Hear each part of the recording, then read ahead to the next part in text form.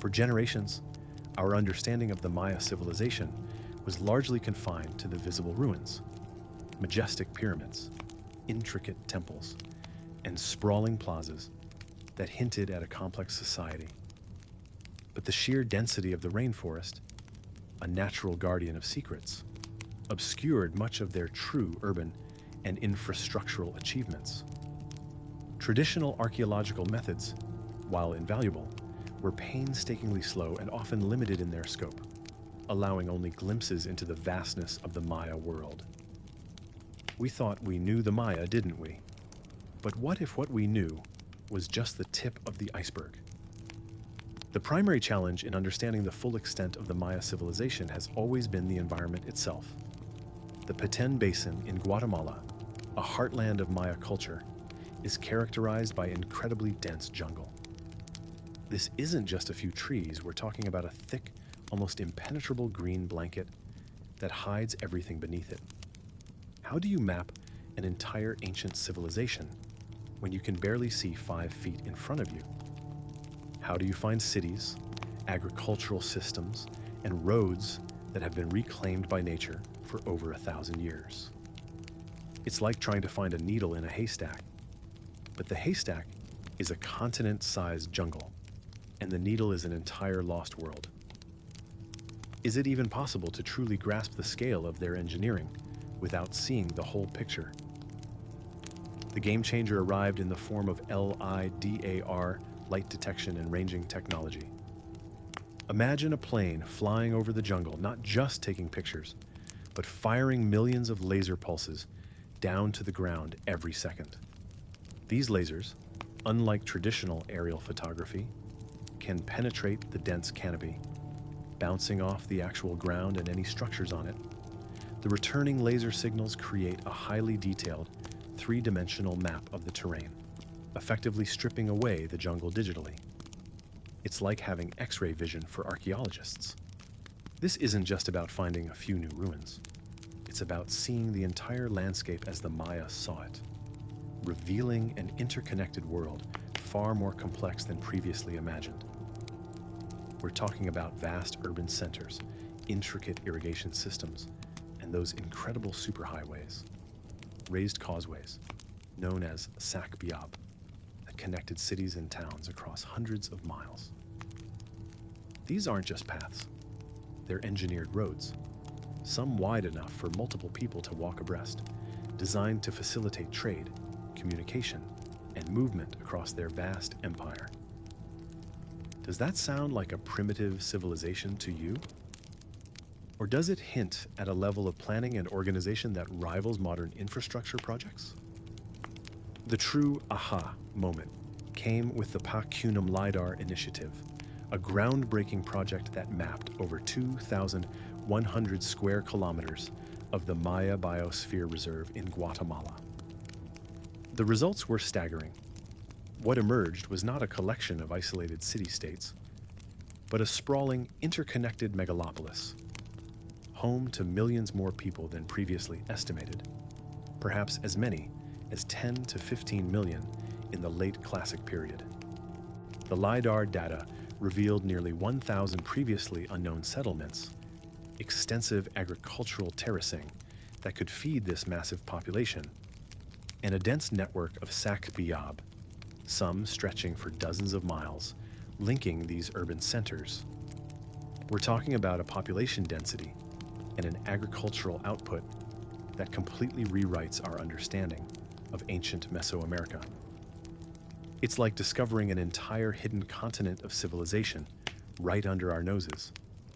Is it possible that we've been underestimating ancient civilizations for far too long? What other secrets are still waiting to be unveiled by technology?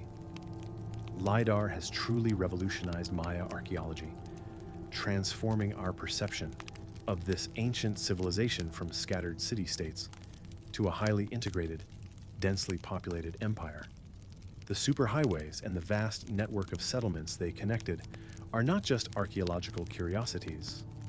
They are testaments to the Mayas' advanced engineering, sophisticated urban planning, and remarkable ability to adapt and thrive in their environment. This technology is not only guiding researchers to new discoveries, but also forcing us to reconsider the very definition of what constitutes a complex society. The jungle, once a shroud, is now a window into a past far richer and more expansive than we ever dared to imagine. What does this mean for our understanding of human history? And what other ancient mysteries are waiting for the right technology to bring them to light?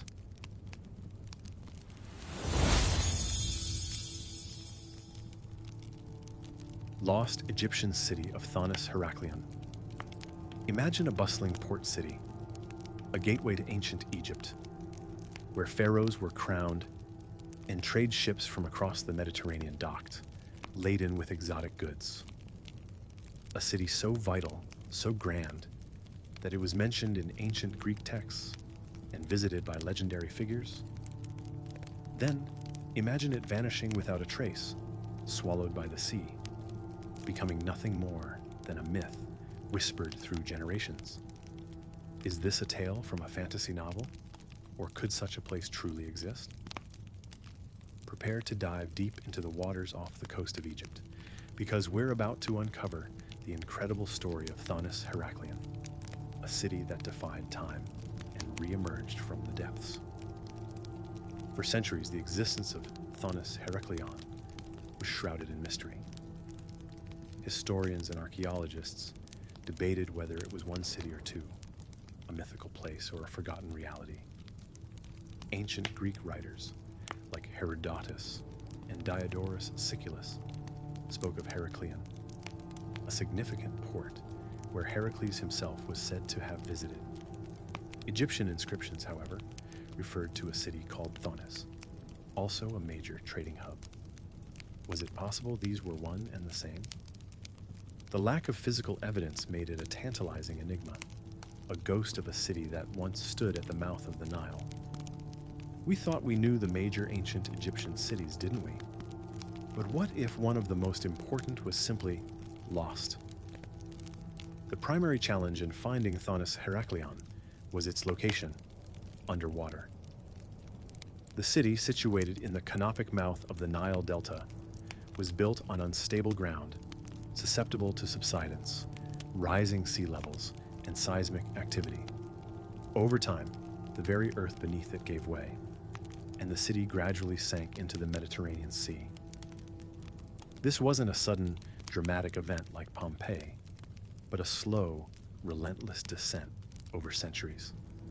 How do you find a city that has been submerged for over 1,000 years, buried under layers of sand and silt, in an area known for its strong currents and poor visibility? It's like searching for a needle in a vast, murky underwater haystack. Does it get there on purpose, or is it just the cruel hand of nature?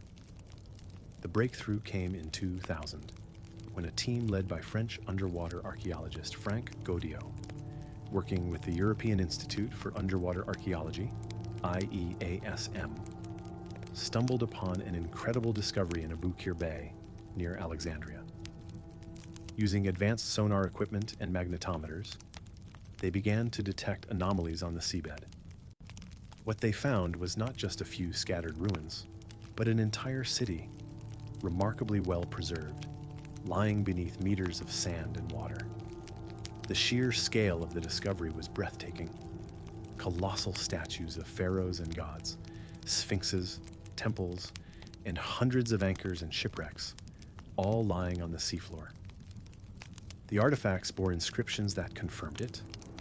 This was indeed Thonis-Heracleion, the legendary city that had been lost to the waves. The fusion of Greek and Egyptian artifacts found together provided irrefutable evidence that the two cities, Thonis and Heracleion, were indeed one and the same, known by different names to different cultures. The evidence was undeniable, and it was spectacular. Does that make you wonder what else lies hidden? Among the most significant recent findings are the continued excavation of the city's grand temple of Amun-Gareb and the discovery of numerous well-preserved wooden shipwrecks, some dating back to the 5th century BC. These shipwrecks laden with cargo and personal belongings, offer an unprecedented glimpse into the daily life and extensive trade networks of this ancient port. The discovery of a complete, intact ceremonial boat, used for rituals in honor of Osiris, was particularly remarkable. Furthermore, the ongoing recovery of gold jewelry, silver ritual instruments, and alabaster containers from the temple area continues to shed light on the city's wealth and religious practices. Each new artifact pulled from the depths adds another piece to the puzzle, painting a vivid picture of a vibrant, multicultural hub. What do you think of that? A city, once thought lost forever, now revealing its secrets, piece by piece, almost as if it's telling its own story. The rediscovery of Thonis-Heracleion has fundamentally reshaped our understanding of ancient Egyptian history and its connections with the wider Mediterranean world. It was not just a port, but a thriving cultural and economic center, a bridge between civilizations. The ongoing excavations continue to yield invaluable insights into ancient trade, religious practices, and daily life. This lost city, now found, serves as a powerful reminder of the impermanence of human endeavors and the enduring power of the sea. But it also highlights the incredible advancements in underwater archaeology that allow us to reclaim these submerged histories. What other secrets lie hidden beneath the waves, waiting for us to find them? And how many more forgotten cities will emerge from the depths to tell their tales?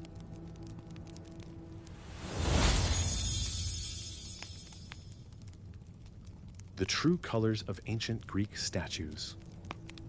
Close your eyes for a moment and picture an ancient Greek statue. What do you see? Most likely your mind conjures an image of pristine, unblemished white marble, perhaps glowing softly in the sunlight. This iconic image of classical antiquity has been ingrained in our collective consciousness for centuries, a symbol of purity and timeless beauty. But what if I told you that this image, this very foundation of our understanding of Greek art, is fundamentally wrong?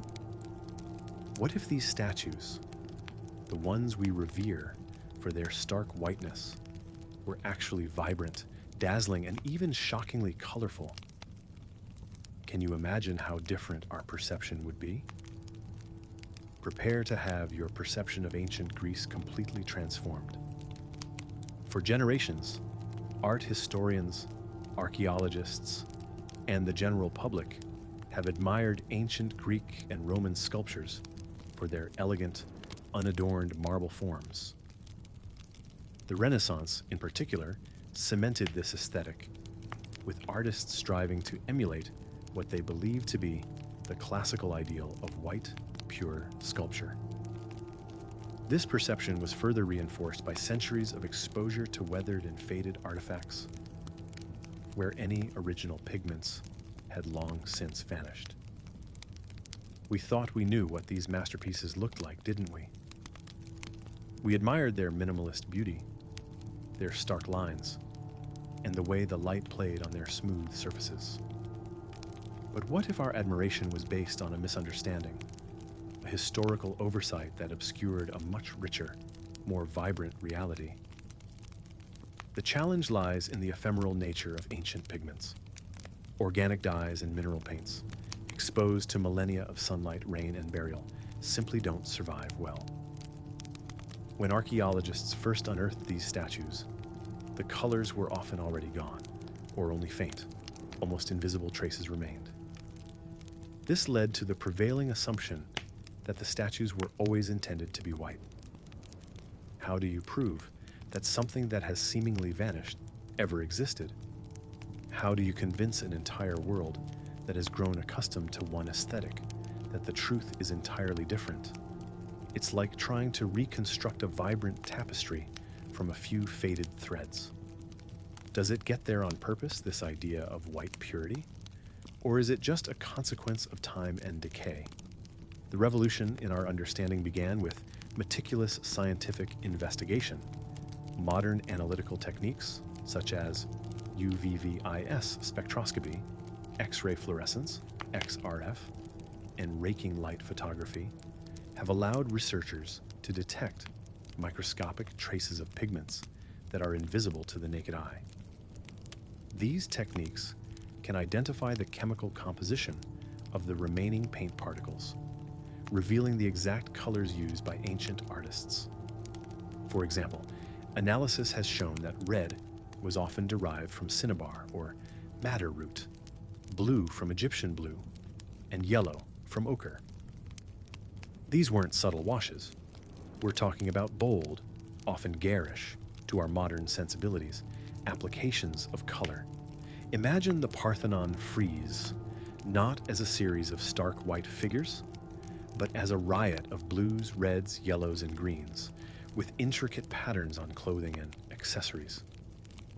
Think of the eyes of statues, not as blank marble, but painted with pupils and irises, sometimes even inlaid with glass or stone.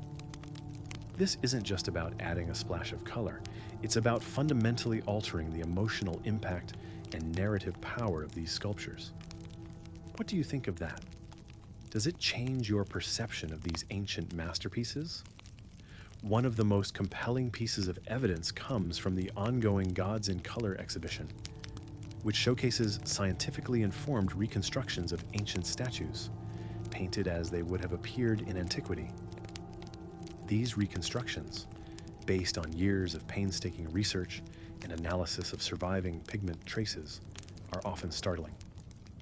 For instance, the Peplos core, a famous archaic Greek statue, is revealed to have been adorned with a brightly patterned dress, elaborate jewelry, and richly colored hair. The archer from the Temple of Aphaia at Aegina, often seen as a symbol of classical restraint, bursts forth in vibrant blues and reds, with intricate patterns on his quiver and clothing. Recent scientific analysis of the Parthenon sculptures, for example, has revealed traces of white and purple pigment, further solidifying the evidence of widespread polychromy. These aren't just academic exercises. They are visual arguments that challenge centuries of ingrained assumptions. Seeing these statues in their original polychrome glory forces us to confront a different aesthetic, one that was perhaps more akin to painted murals or even comic book characters than the minimalists. The scientific data speaks for itself, and the visual impact is undeniable. How does that change your view of ancient art? The revelation of the true colors of ancient Greek statues is more than just an art historical curiosity. It's a profound shift in our understanding of classical antiquity. It challenges our modern biases and forces us to reconsider the aesthetic sensibilities of the ancient Greeks. They didn't see their sculptures as stark white forms.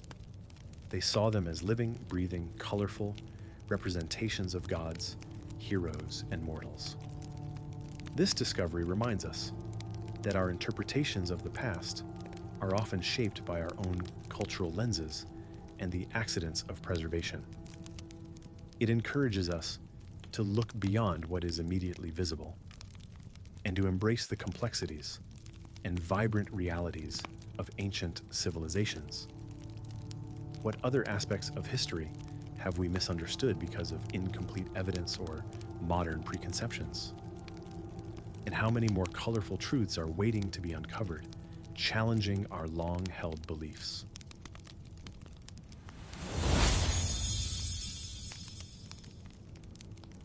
The toxic water mystery of Tikal.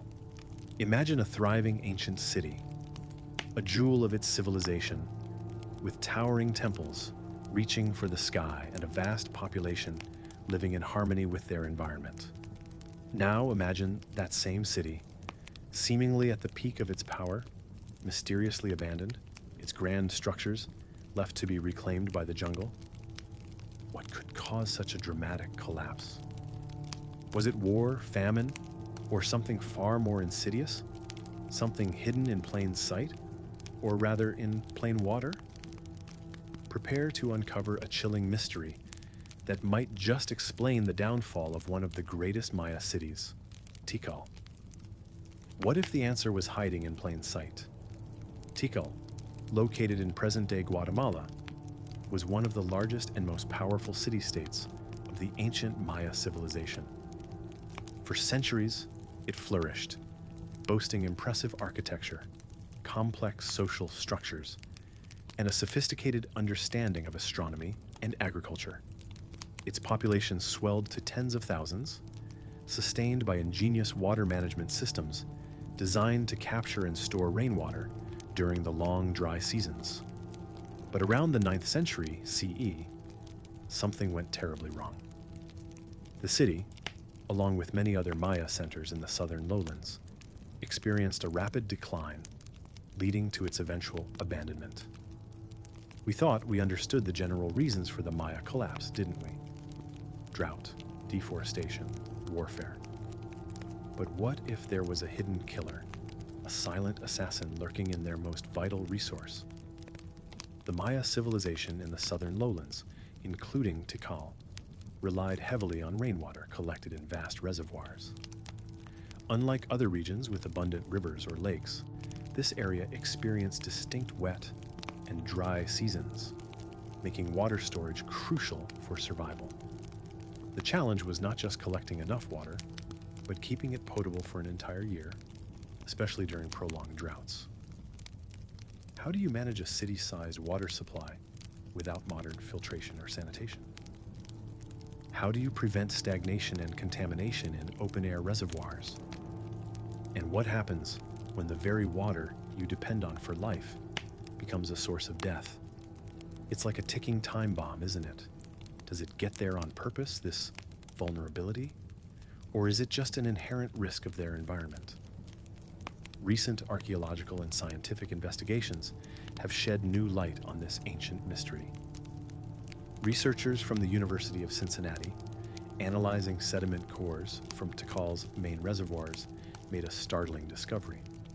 They found evidence of high levels of toxic algae, specifically cyanobacteria, and alarmingly, mercury contamination. These aren't just minor pollutants. Cyanobacteria produce potent toxins that can cause severe illness and even death, while mercury is a neurotoxin that accumulates in the body over time. The presence of these contaminants suggests that the very water the Tikal Maya relied upon for drinking and cooking was becoming increasingly poisonous. How did this happen? The mercury likely came from cinnabar, a red pigment used extensively by the Maya in rituals, burials, and even as a decorative paint. Rainwater would have washed this pigment into the reservoirs, leading to its accumulation. The toxic algae, on the other hand, would have thrived in stagnant warm water, especially during periods of drought when water levels were low and temperatures high. It's a cruel irony, isn't it? The very practices that were central to their culture might have inadvertently poisoned their water supply. What do you think of that? A silent killer lurking in their most precious resource. The most compelling evidence emerged from the analysis of two key reservoirs, the Palace Reservoir and the Temple Reservoir, which supplied water to the city's elite. The sediment layers showed a dramatic increase in both cyanobacteria and mercury around the 9th century CE, precisely when Tikal began its decline. This wasn't just a localized problem. The contamination was widespread enough to affect the entire city's water supply. While drought certainly played a significant role in the Maya collapse, the discovery of poisoned water adds a critical and often overlooked dimension. Imagine a population already stressed by food shortages due to drought, now also suffering from chronic illness and death caused by their drinking water. It's a compounding disaster. Interestingly, recent findings also revealed that the ancient Maya had developed sophisticated water filtration systems using quartz and zeolite in other parts of Tikal. This suggests they were aware of water quality issues and attempted to address them. But was it too little, too late, or perhaps not widespread enough to combat the overwhelming contamination in the main reservoirs? Can you imagine struggling against an invisible enemy? The toxic water mystery of Tikal offers a chilling new perspective on the collapse of this once mighty Maya city. It highlights the delicate balance between human civilization and its environment, and how even the most ingenious adaptations can be undermined by unforeseen consequences. The combination of prolonged droughts, which concentrated the toxins, and the inadvertent introduction of mercury into their water supply, created a perfect storm that may have contributed significantly to Tikal's abandonment. This discovery serves as a powerful reminder that environmental factors, often subtle and complex, can play a profound role in the rise and fall of civilizations. It also underscores the importance of understanding our impact on the natural world, a lesson that resonates deeply even today. What other hidden environmental factors might have shaped the course of ancient history? And what can we learn from Tikal's tragic fate to ensure our own future?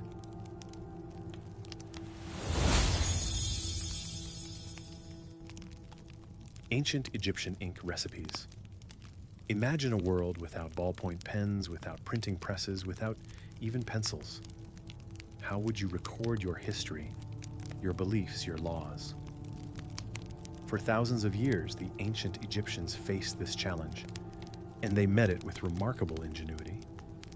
They developed inks that have endured for millennia, their vibrant colors still visible on papyri and tomb walls today. But how did they do it? What secret recipes allowed their writings to defy the ravages of time? Is it possible that ancient chemists concocted perfect, everlasting inks? Let's find out. Prepare to uncover the surprising science behind ancient Egyptian ink. When we think of ancient Egypt, we often picture hieroglyphs carved into stone. But much of their daily life, administration, and literature was recorded on papyrus using reed pens and ink. Scribes were highly respected figures, and their ability to write and preserve knowledge was fundamental to Egyptian society. For centuries, it was assumed that Egyptian black ink was simply soot-based, and red ink was ochre-based. While largely true, recent scientific analyses have revealed a far more complex and sophisticated understanding of materials than previously imagined. We thought we knew the basics of their writing, didn't we? But what if there were hidden ingredients, secret techniques, that made their inks truly extraordinary? The challenge for ancient Egyptian scribes was to create inks that were not only easy to apply and visually striking, but also durable enough to withstand the humid climate of the Nile Valley and the passage of time. They needed inks that wouldn't fade, smudge, or degrade the papyrus itself. How do you create a stable, long-lasting pigment from natural materials without modern chemical knowledge? How do you ensure consistency in color and flow? And how do you make an ink that, after thousands of years, still looks as fresh as the day it was applied? It's a testament to their skill, isn't it? Does it get there on purpose, this incredible longevity? Or is it just a happy accident of their material choices? Recent breakthroughs in analytical techniques, particularly synchrotron-based microanalyses, have allowed scientists to peer into the microscopic structure of ancient Egyptian inks without damaging precious artifacts. What they've found is truly astonishing. While black ink was indeed primarily carbon-based, derived from soot, lamp black, it wasn't just carbon and water. Researchers discovered the presence of copper-containing compounds, often in the form of cuprite, azurite, or malachite, within the black ink. This suggests that the Egyptians weren't just grinding soot. They were adding metallic elements, possibly as a binder or to enhance the ink's properties. For red ink, traditionally thought to be ochre-based, analyses revealed the consistent presence of lead-containing compounds. This wasn't just a simple red pigment. It was a complex mixture, possibly involving lead oxides, which would have given the ink a vibrant, stable color, and perhaps even helped it adhere better to the papyrus. This indicates a deliberate and sophisticated understanding of material science, far beyond a simple trial and error. They weren't just mixing, they were engineering. What do you think of that? A level of chemical knowledge we're only just beginning to appreciate. The most significant new finding is the revelation that these metallic additives, particularly lead, were not accidental impurities, but deliberate components. The lead compounds in the red ink, for instance, appear to have been used as a drying agent, helping the ink to set quickly and prevent smudging, a crucial property for scribes working on delicate papyrus. Furthermore, the varying compositions of these metallic elements across different periods and regions suggest that there wasn't just one secret recipes, but a dynamic evolution of ink-making technology. This means that analyzing the chemical fingerprint of the ink can potentially help us date and even provenance ancient papyri, providing new tools for understanding historical texts. It's like a hidden code within the ink itself, revealing secrets about its creation and journey through time. Is it real or is it made up?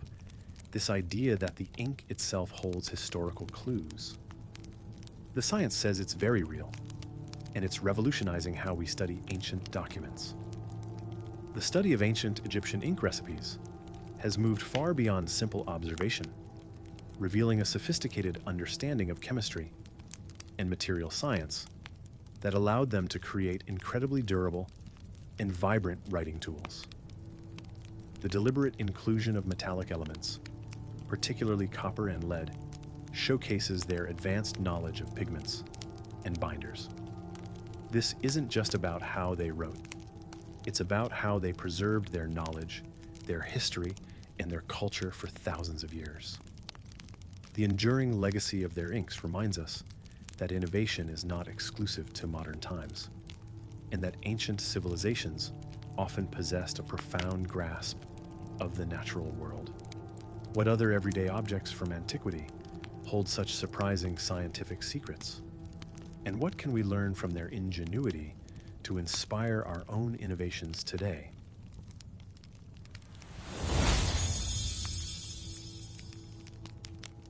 The Shigir Idol, world's oldest wooden sculpture. Imagine a piece of art carved by human hands that has silently witnessed the ebb and flow of millennia, predating Stonehenge and the Egyptian pyramids by thousands of years. A sculpture that challenges everything we thought we knew about the artistic and intellectual capabilities of our ancient ancestors. Does that sound like something from a fantasy novel, or could it be true? Prepare to be amazed, because deep within a Russian peat bog, a wooden colossus known as the Shigir Idol has emerged, rewriting the timeline of human artistic expression. For a long time, our understanding of prehistoric art was largely dominated by cave paintings and small portable figurines made of stone or bone. The prevailing belief was that complex monumental art forms only emerged with the advent of settled agricultural societies and the rise of early civilizations. Wood, being an organic material, rarely survives the ravages of time, making ancient wooden artifacts incredibly rare. This scarcity led to a skewed perception of early human creativity. We thought we knew when and how complex art began, didn't we? But what if the environment itself was hiding a masterpiece that would shatter these assumptions? The primary challenge with ancient wooden artifacts is their preservation. Wood is highly susceptible to decay, rot, and insect damage, especially in oxygen-rich environments. For a wooden sculpture to survive for thousands of years, it needs very specific, almost miraculous, conditions. How do you find something that should, by all accounts, have disintegrated into dust long ago? How do you date a material that is so fragile and prone to contamination? And how do you interpret the meaning of a complex artistic creation from a culture so far removed from our own? It's like trying to hear a whisper from the deep past, isn't it? Does it get there on purpose, this incredible preservation, or is it just a fortunate accident of nature?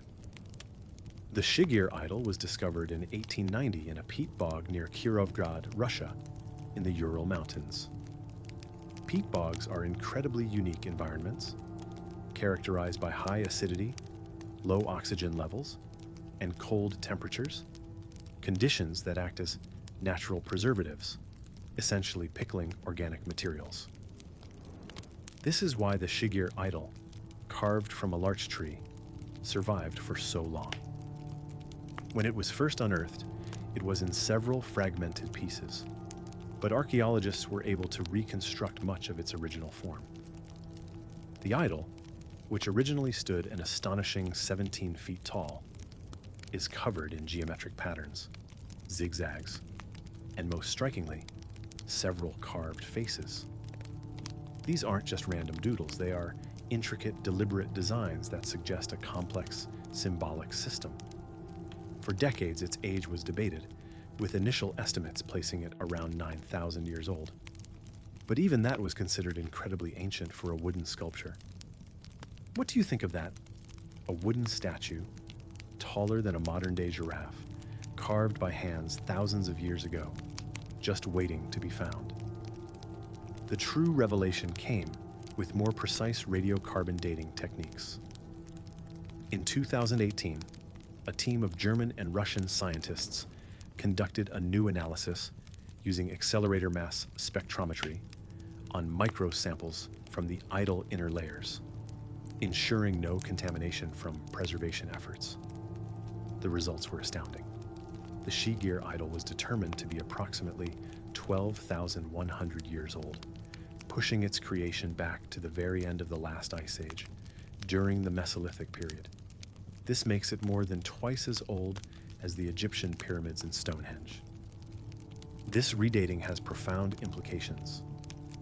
It suggests that hunter-gatherer societies, long thought to be too nomadic and focused on survival to create such monumental and complex art, possessed a sophisticated symbolic world and the capacity for abstract thought.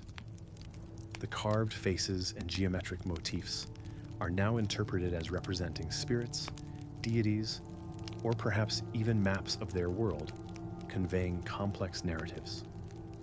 Is it real, or is it made up? This idea that our Ice Age ancestors were capable of such profound artistic and spiritual expression.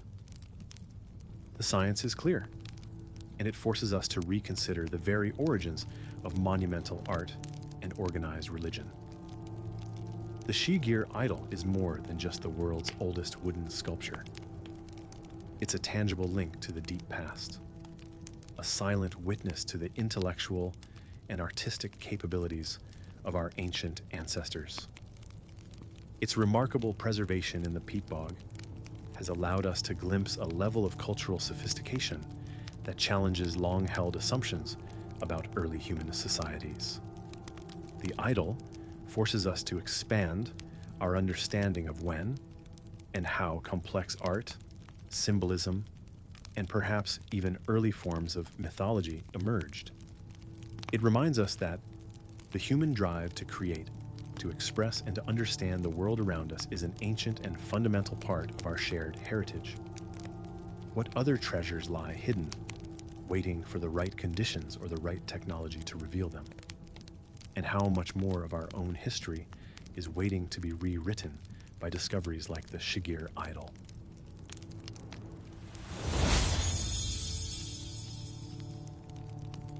The sunken wood circles.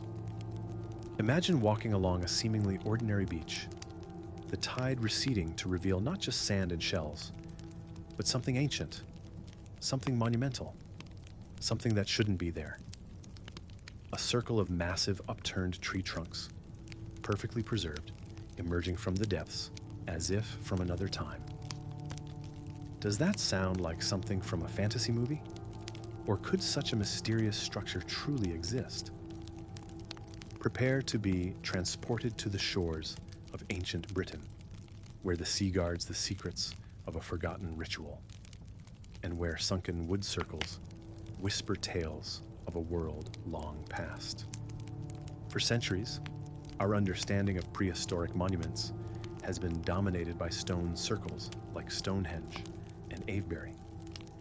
These colossal stone structures stand as enduring testaments to the ingenuity and spiritual beliefs of our ancestors.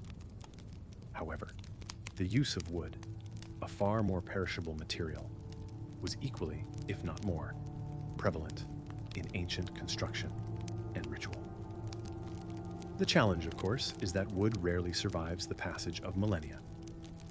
This has led to a bias in our archaeological record, often obscuring the true extent and nature of wooden structures. We thought we knew the monumental architecture of the Bronze Age, didn't we? But what if some of the most significant structures were simply lost to time and decay? The primary challenge in discovering and understanding ancient wooden structures is their inherent fragility. Unlike stone, wood decomposes relatively quickly when exposed to oxygen, bacteria, and fungi. For a wooden monument to survive for thousands of years, it requires exceptional preservation conditions. How do you find something that should have vanished long ago? How do you excavate and study such delicate remains without causing their rapid deterioration upon exposure to the air? And how do you interpret the purpose of these enigmatic circles when their builders left no written records? It's like trying to piece together a dream from fragments, isn't it? Does it get there on purpose, this incredible preservation? Or is it just a rare gift from nature? The most famous example of a sunken wood circle is Seahenge, or Holm Farn, discovered in 1998 on a beach in Norfolk, England. This remarkable Bronze Age timber circle emerged from the sands of Holm next the sea due to shifting tides. The structure consists of 55 oak posts, arranged in a 6.8 meter diameter circle, surrounding a large inverted oak tree stump. The posts were placed bark side out, and the central stump was positioned with its roots facing upwards, creating a striking and enigmatic appearance. The incredible preservation of the wood was due to its burial in waterlogged peat and sand, which created an anaerobic environment, preventing decay. Radiocarbon dating revealed that the timbers were felled in the spring or early summer of 2049 BC, making Seahenge over 4,000 years old. This discovery was quickly followed by the identification of a second, similar timber circle, Holm 2 nearby. These finds immediately challenged the stone-centric view of monumental prehistoric architecture. What do you think of that? A monument hidden for millennia, suddenly revealed by the shifting sands, forcing us to rethink our history. The purpose of Seahenge remains a subject of intense debate, adding to its mystique. The inverted central tree stump, with its root system resembling branches, has led many archaeologists to believe it was a funerary monument, possibly a sky burial platform, where bodies were left to decompose, or a place for ritual offerings. The precise alignment of the timbers, and the fact that they were felled at the same time, suggests a carefully planned and executed construction, likely for a significant communal event. The discovery of other ancient wooden structures, such as the 8,000-year-old wooden platform off the Isle of Wight, and more recently, a large timber circle in Denmark, roughly the same age as Stonehenge, further emphasizes the widespread use of wood in prehistoric monumental construction. These discoveries highlight that our ancestors were not just working with stone. They were master carpenters and engineers, capable of creating complex and enduring structures from wood. Is it real or is it made up? This idea of a sophisticated wooden architecture that rivaled stone. The evidence is literally emerging from the ground, or in this case, the sea. The sunken wood circles, particularly Seahenge, are powerful reminders that the archaeological record is far from complete, and that the earth and sea still hold countless secrets. They force us to broaden our understanding of prehistoric societies, revealing their deep connection to the natural world, their sophisticated engineering skills, and their complex ritual practices. These wooden monuments, once thought to be lost forever, are now providing invaluable insights into the beliefs and lives of our Bronze Age ancestors. They challenge our biases towards stone and remind us that what we see today is often just a fraction of what once was.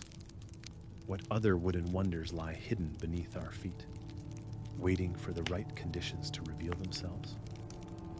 And how much more of our ancient past is waiting to be uncovered, changing our perceptions of human history?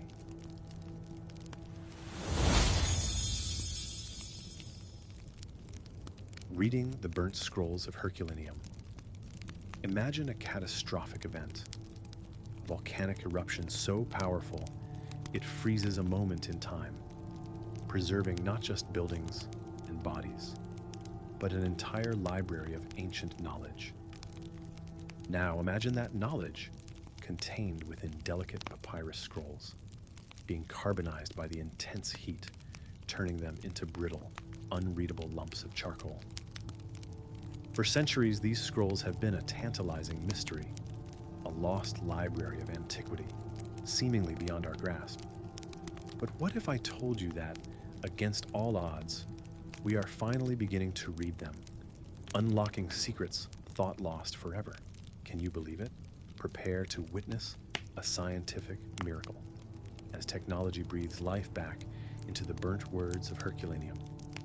In 79 CE, Mount Vesuvius erupted with devastating force, burying the Roman cities of Pompeii and Herculaneum under layers of ash and volcanic debris. While Pompeii was entombed in ash, Herculaneum was engulfed by pyroclastic flows, superheated avalanches of gas and rock, which carbonized organic materials instantly.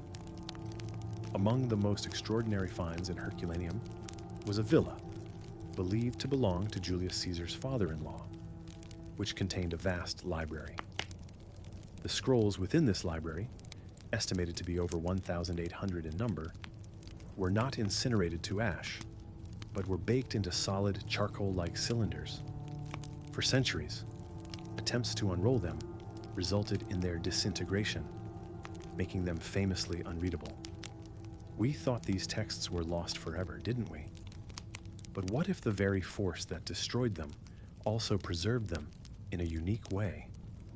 The primary challenge with the Herculaneum scrolls is their extreme fragility and the fact that the ink, being carbon-based, has the same chemical composition as the carbonized papyrus itself.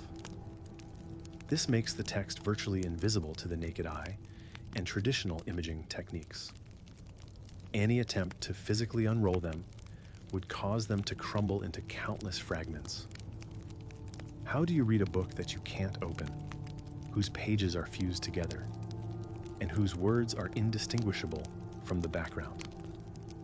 It's like trying to read a message written in charcoal on a piece of burnt toast. Does it get there on purpose, this cruel irony of preservation?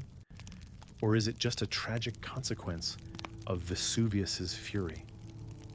The breakthrough in reading the Herculaneum scrolls has come from a combination of advanced imaging technologies and artificial intelligence. Researchers are using X-ray micro-CT scanning, a technique that allows them to create a 3D model of the tightly rolled scroll without physically unrolling it. The key insight came from realizing that while the ink and papyrus are both carbon, the ink contains trace amounts of heavy metals, particularly lead, which slightly alters its density. This subtle difference, though invisible to the human eye, can be detected by the highly sensitive X-ray scans. Once the 3D model is created, specialized algorithms and machine learning are employed to virtually unroll the scroll and enhance the contrast between the ink and the papyrus. It's like peeling back layers of an onion, but in a digital realm, revealing the hidden text pixel by pixel. This isn't just about reading a few words, it's about reconstructing entire passages, lines, and potentially complete philosophical treatises. What do you think of that? Using light and code to bring ancient wisdom back to life. The most significant recent development is the Vesuvius Challenge, an international competition launched in 2023, which offered substantial prizes for deciphering passages from the scrolls. This initiative spurred rapid advancements, culminating in early 2024, with a team successfully deciphering the first full words and then entire passages from a previously unread scroll. The breakthrough revealed a text discussing the nature of pleasure, likely a philosophical work by the Epicurean philosopher Philodemus, a resident of the villa. This wasn't just a random fragment, it was a coherent philosophical argument, offering a direct window into the intellectual life of ancient Rome. Further advancements in 2025 have allowed researchers to virtually see the inside of a scroll for the first time, confirming the presence of text and paving the way for even more extensive decipherment. The ability to read these texts without destroying them is a monumental achievement, opening up the possibility of recovering an entire lost library of ancient thought. Is it real or is it made up? This idea that AI can unlock secrets from 2 millennia ago. The results are undeniable, and they are reshaping our understanding of classical literature and philosophy. The decipherment of the Herculaneum scrolls represents a triumph of human ingenuity and technological innovation. What was once considered an impossible task is now becoming a reality, thanks to the convergence of advanced imaging, AI, and dedicated scholarship. These burnt remnants of antiquity are no longer just archaeological curiosities, they are becoming living texts, offering unparalleled insights into the philosophical, literary, and scientific knowledge of the Greco-Roman world. The ongoing work promises to unlock a treasure trove of information, potentially revealing lost works of great thinkers and shedding new light on daily life in the Roman Empire. It reminds us that even in the face of catastrophic loss, knowledge can endure, waiting for the right tools and minds to bring it back to light. What other lost libraries are waiting to be discovered, and what new technologies will help us read their secrets?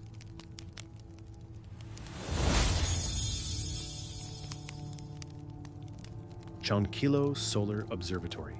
Imagine a civilization thousands of years ago, without telescopes, without complex mathematical instruments, yet capable of tracking the sun's movements with astonishing precision, marking the passage of seasons, and perhaps even predicting celestial events? What if I told you that in the arid coastal desert of Peru, an ancient people built a monumental structure that served as the world's first true astronomical observatory? A sophisticated calendar etched into the landscape itself? Does that sound like something out of a science fiction movie? Or could it actually be true? Prepare to be awestruck by the ingenuity of the ancient Moche or Chevan people and the secrets held within the Chankillo Solar Observatory. For a long time, our understanding of ancient astronomy in the Americas focused primarily on the Maya, with their intricate calendar systems and celestial observations. However, archaeological discoveries continue to reveal that other pre-Columbian civilizations also possessed profound astronomical knowledge. The site of Chankillo, located in the Casma Valley of Peru, was initially thought to be a fortified temple complex. Its most striking feature is a unique alignment of 13 towers, perched on a ridge that seemed to defy easy explanation. We thought we knew the limits of ancient astronomical capabilities, didn't we? But what if a structure seemingly defensive, was actually a sophisticated instrument for understanding the cosmos. The challenge in understanding Chankillo was to decipher the true purpose of its enigmatic 13 towers. They didn't appear to be purely defensive, nor did they fit neatly into known architectural styles. How do you interpret a series of seemingly random structures on a hilltop? How do you prove that an ancient ruin was not just a building, but a precise scientific instrument? And how do you reconstruct the astronomical knowledge of a people who left no written records, relying solely on the silent language of stone and shadow? It's like trying to read a clock without knowing what time is, isn't it? Does it get there on purpose, this mystery, or is it just the passage of time obscuring its true function? The breakthrough came with the work of archaeologists Ivan Gessi and Clive Ruggles, who, through meticulous observation and archaeoastronomical analysis, demonstrated that the 13 towers of Chankillo functioned as a precise solar calendar. From two distinct observation points, one to the east and one to the west, the towers perfectly mark the rising and setting positions of the sun throughout the year. As the sun moves across the sky from the winter solstice to the summer solstice and back again, its rising and setting points align with different towers along the ridge. This allows for the precise determination of dates, solstices, equinoxes, and every day in between, with an accuracy of 1 or 2 days. This isn't just a rough alignment, it's a sophisticated system that demonstrates an advanced understanding of solar cycles. It's like a giant, perfectly calibrated sundial. But instead of a gnomon, it uses a series of monumental structures. What do you think of that? A calendar built into the very landscape, telling time with shadows and light. The most compelling aspect of Chankillo is its uniqueness. While many ancient cultures observed celestial phenomena, Chankillo is considered the earliest known dedicated solar observatory in the Americas, and possibly the world, that functions as a complete annual calendar. Its construction, dating back to around 250 to 200 BC, predates the more famous Inca and Maya astronomical practices by centuries. The site also includes a fortified temple complex, suggesting that these astronomical observations were deeply intertwined with religious and political power. The ability to predict the solstices and equinoxes would have given the Chankillo elite immense authority, allowing them to precisely time agricultural cycles and religious festivals. Recent findings have further solidified its importance, leading to its designation as a UNESCO World Heritage Site in 2021. This recognition underscores its global significance as an unparalleled example of ancient scientific and architectural genius. This idea of an ancient civilization building such a precise astronomical instrument. The evidence is literally etched in stone, or rather in the alignment of these ancient towers. The Chankillo Solar Observatory stands as a powerful testament to the intellectual prowess and observational skills of ancient Peruvian civilizations. It challenges our preconceived notions about the sophistication of pre-Columbian societies, revealing a deep understanding of astronomy that was meticulously integrated into their monumental architecture. Chankillo is not just a ruin, it's a functioning calendar, a scientific instrument, and a window into the worldview of a people who lived in profound harmony with the cosmos. Its rediscovery and decipherment remind us that knowledge and innovation are not exclusive to any single culture or era. What other ancient structures hold hidden scientific secrets, waiting for us to unlock their purpose? And how much more can we learn from these ancient skywatchers to inspire our own understanding of the universe? And there you have it, a journey through some of the most captivating ancient mysteries, each one a testament to the ingenuity, resilience, and sometimes the sheer enigma of our ancestors. From the hidden superhighways of the Maya, revealed by the penetrating gaze of lasers, to the vibrant, polychrome reality of Greek statues that once defied our monochrome imaginations. We've dived into the sunken city of Thonis-Heracleion, a bustling port reclaimed by the sea, and pondered the silent, toxic killer that may have contributed to Tikal's downfall. We've marveled at the sophisticated chemistry behind ancient Egyptian inks and stood in awe of the Shigir Idol, a wooden masterpiece that rewrites the timeline of human art. We've explored the enigmatic sunken wood circles, hinting at forgotten rituals, and peered into the burnt scrolls of Herculaneum, now whispering their secrets through the magic of AI. Finally, we've gazed upon the Chankillo Solar Observatory, a monumental calendar etched into the very landscape, proving that ancient minds were just as keen observers of the cosmos as we are today. Each of these stories, these mysteries, reminds us of a crucial truth. The past is not a static, finished book. It's a living, breathing narrative, constantly being rewritten and enriched by new discoveries and groundbreaking technologies. What we thought we knew yesterday might be completely transformed tomorrow. It challenges our assumptions, broadens our perspectives, and ignites a sense of wonder about the human journey. Is it real or is it made up, this endless quest for knowledge? It's as real as the ground beneath our feet and the stars above our heads. So, what do you think of that? Does it make you question what else is out there waiting to be found? Does it inspire you to look at the world with new eyes, seeking the hidden stories and the untold truths? The world is full of such wonders, and the more we explore, the more we realize how much more there is to learn. Does it get there on purpose, this continuous unveiling of secrets? Or is it just the relentless march of time and human curiosity?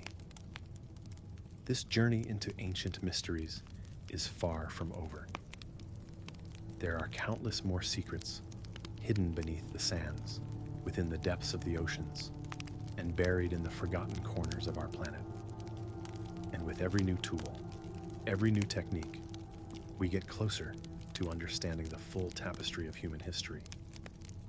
If you found this exploration as fascinating as I did, then you're part of a community that loves to dig deeper, to question, and to discover. Don't let the mysteries end here. What ancient mystery would you like to see uncovered next? Share your thoughts in the comments below. I read every single one. If you enjoyed this video, please give it a thumbs up, subscribe to the channel for more journeys into the unknown, and hit that notification bell so you don't miss our next adventure. Your support helps us continue to bring these incredible stories to light. Until next time, keep exploring, keep questioning, and keep wondering about the incredible world we live in.